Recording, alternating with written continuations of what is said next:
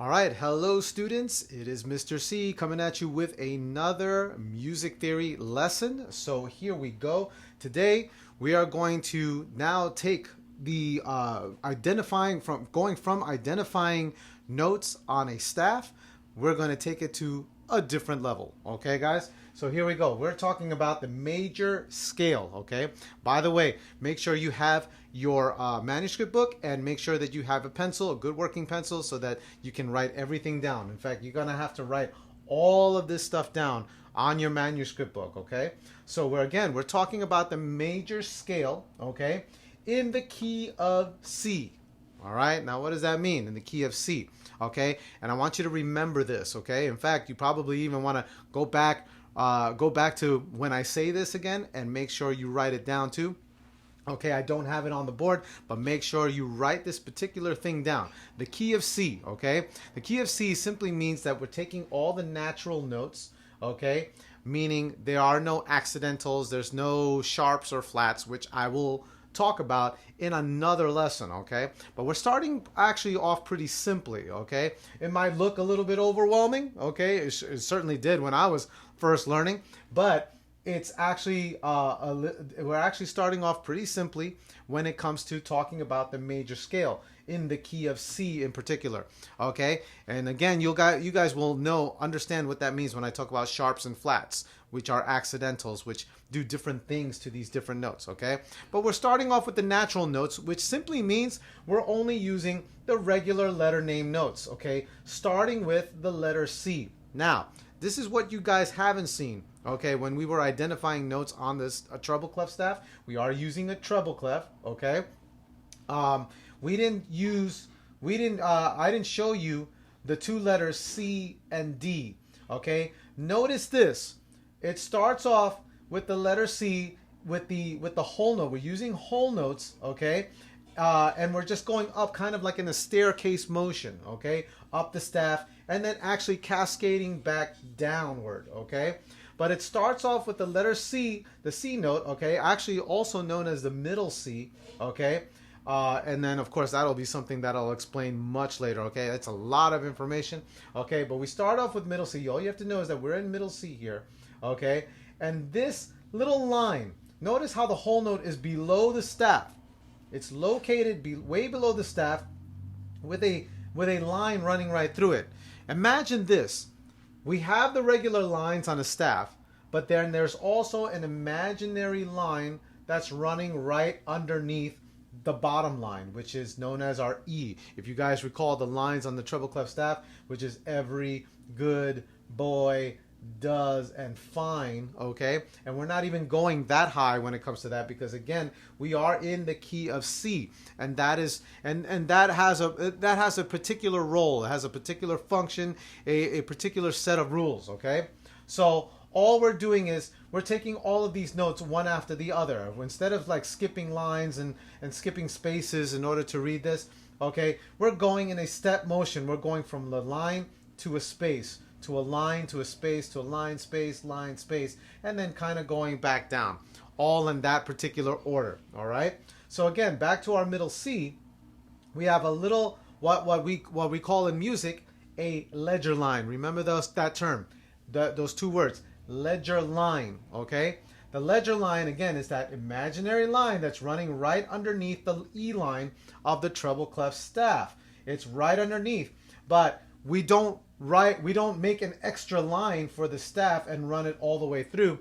We simply leave that blank. But when we're talking about our middle C here, our C note here, which is what's known as the root, remember that word, the root. It is the root of the key of C scale, right? Major scale. It is our middle C note. We have that ledger line that we write in just underneath. We run it through right there, just a short line underneath to simply say that there is that imaginary line all the way under, that runs all the way underneath the E line. It is our middle C line, okay? So we use the ledger line, we start with that, and then we go right to D, okay, which is in the space below. How do we know that? Because between the ledger line and the E line, there's this space. and that is where our D note is. And it just makes sense alphabetically speaking. We're starting with C. Of course, right after C is going to go up to D. And notice how, again, it's going up in step motion. We're working up the scale, okay?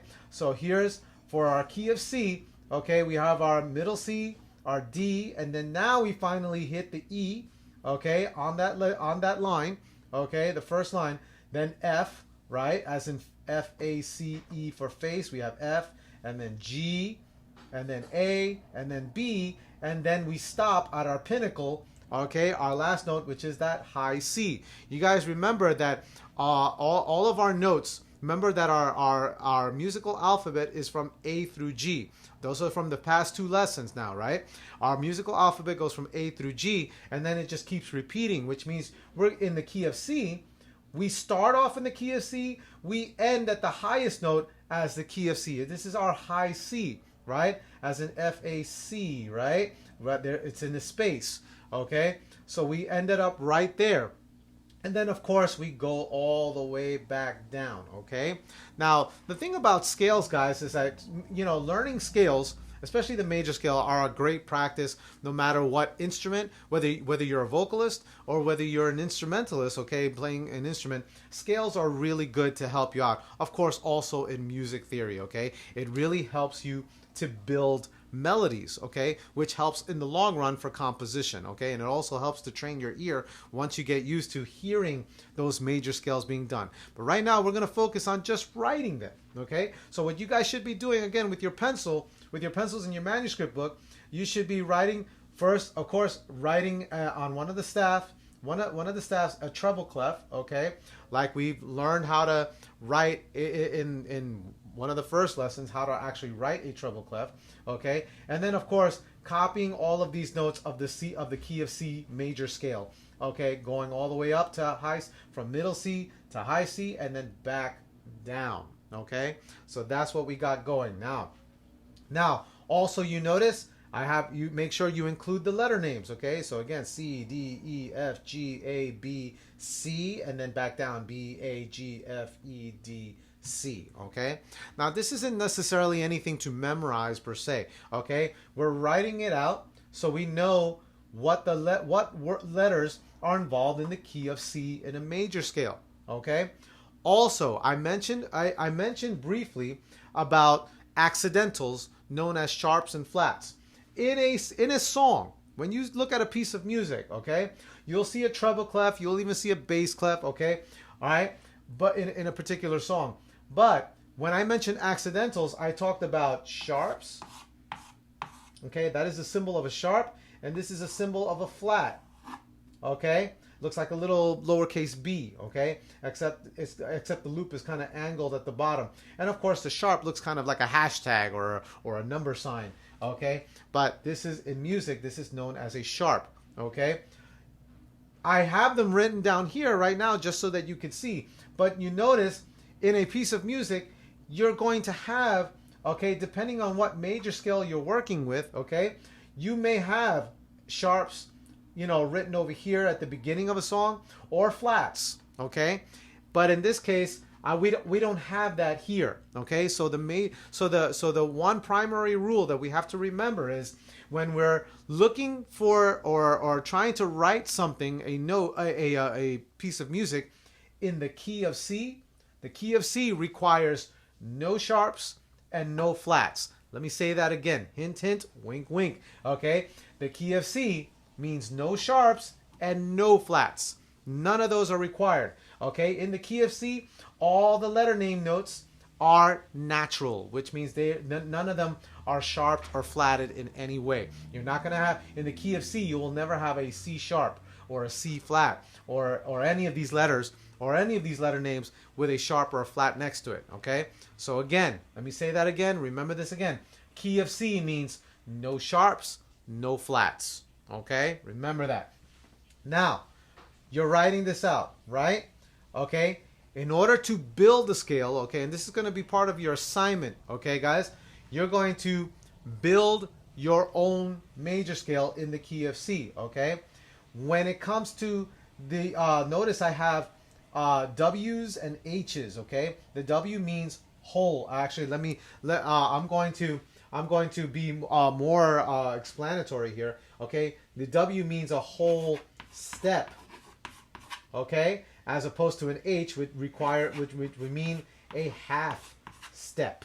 Okay, now this isn't going to mean much per se when it comes to the key of C, because again, all of these letter names are all natural notes. They're not sharps, they're not flats. Okay, however, when we get into another major scale in a different key other than the key of C, okay, another different letter name, okay, there's going to be sharps and flats in it. Okay, which means this step motion, these distances as far as a whole step and a half step are going to make a big difference when you're writing out the scale. Okay, but in a major scale, guys, I want you to write these, I should say draw these brackets between each pair of letter names. So as you see, between C and D, I have a bracket, okay, that goes like that, points to each letter, right?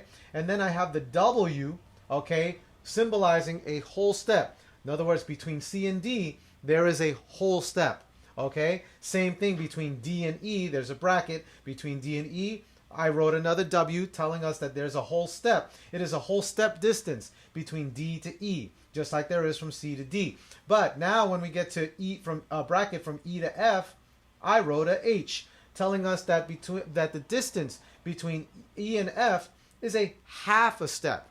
Okay, it is a half a step apart.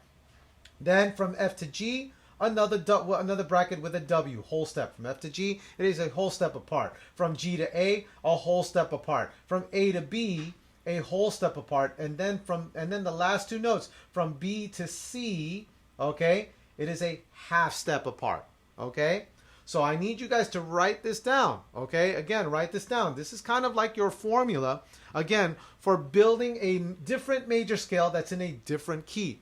Okay, it doesn't really mean much per se in the key of C. However, it does make a difference when you actually play it, or you hear it, or you even sing it. C, D, E, F, G, A, B, C. Okay, now I'm not necessarily singing those notes in the exact pitch. I would have to get to a piano. Okay, actually, just for a point of fact, I'm going to, just to make sure I'm actually on pitch, I'm going to use my pitch pipe here, and I'm going to set it to my middle C note. Okay, and it should sound like this. Y'all hear that? Okay, so C, that's actually what a C sounds like according to my pitch pipe. Okay, and if I were to sing this major scale with the letter names, it would sound like this: C, D, E, F, G, A, B, C. Okay, and if actually I wanted to sing it all the way down: C, B, A, G, F, E, D, C. So all together it sounds like this: C, D, E, F, G, A, B, C, B, A, G, F, E, D, C. If you notice, guys, this major scale has a distinct sound, okay, which again makes a big difference. Okay, it makes a big difference why we actually have these notations of the whole steps and the half steps. It's super important. Without knowing this, without knowing the distances between each note, whether it's a whole step or a half step, in this faction, whole, whole, half, whole, half, without knowing that, we can't build a major scale. Okay, so again, this little formula here of whole steps and half steps in this exact order. Again, say it with me: whole, half, whole, half. Okay, when we have that exact formation, that again is a formula for building a major scale in any key. Not just in the key of C, but in any key, whether it's in the key of D, whether it's in the key of E flat, whether it's in the key of F, whether it's in the key of C sharp, whether it's in the key of anything, in the key of A, key of B, okay, key of B flat. It doesn't matter. It will, in order to build a major scale in the aptly named letter name, we're going to need this whole step to half step formula in this exact order. Whole, whole, half, whole, whole, whole, half. Okay? So make sure you have this down, okay? And in the assignment, you guys are going to be expected to actually write out your own C scale fresh, okay, on the assignment. You're going to write it out, okay? And also make sure you're including this whole to half step formula, okay? Because again, that is exactly what makes a major scale, okay? If you don't have that formula too, if you fail to do that formula, to use that formula, you're going to get different sounding notes if you ever try to play it on an instrument or you try to sing it, okay? Again, it has to simply sound like this, okay? So I'm going to get my middle C note again. C, and it's got to sound just so. C, D, E, F, G, A, B, C. If you don't have that particular step formation when it comes to that, then of course the scale is going to sound completely different, okay? It's going to sound way different, okay? It has to be in this particular formation, okay, with the exact distances between those particular notes in the scale, okay? So guys, make sure you have this down. Again, write this down. Look at, go back to this video again, start it from the beginning and look through it, okay? Make sure you have it all down. And then, of course, do the assignment, okay? So that you can get a good working knowledge of how a major scale should be built in the key of C. And again, after today, next class, it's going to be in a different key, okay? And then you're gonna really see how the sharps and the flats play a role in that. Okay, guys, so that is it for today. Okay, as always, I wish you happy practicing. Okay, guys, take care, and I'll see you next time in class.